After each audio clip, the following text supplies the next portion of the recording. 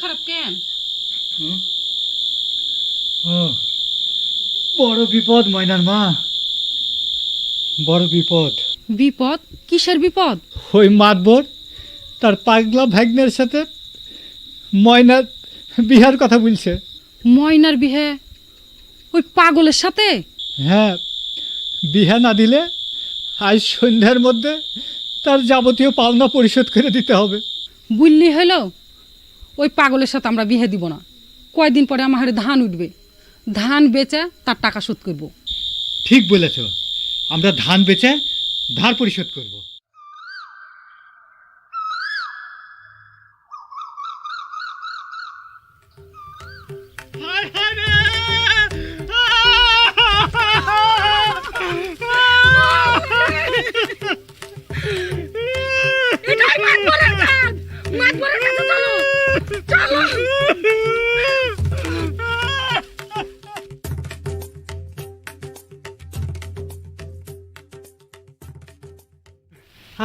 আমার জমির ধান হ্যাঁ, কাটা হয়ে গেছে।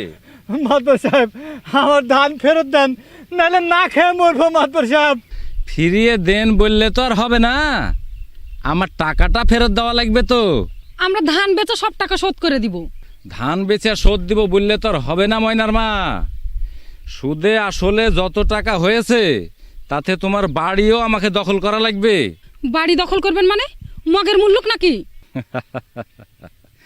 কি করব বলো, এই সোজা আঙ্গুলে যখন ঘি উঠবে না তখন আঙ্গুলটা তো একটু বাঁকা করতেই হবে, নাকি বলো মুন্সি? হ্যাঁ হ্যাঁ, ঠিকই বলেছেন আপনি মাতবর সাহেব।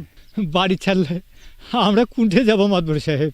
সেটা তো বলতে পারবো না, তবে আমার ওই গুহাল ঘরে তোমরা থাকতে পারো। মাতবর সাহেব, বলি কি ময়নার মা, ময়নার বিহাটা লালুর সাথে দিয়া তোমরা আত্মীয় হয়ে যাও। না, মরে গেলেও না, আমার ছোট মেয়ে লেখাপড়া করছে, ওর বিয়ে আমরা দিব না। মুন্সি, জি। এরা ভালো কথার মানুষ না।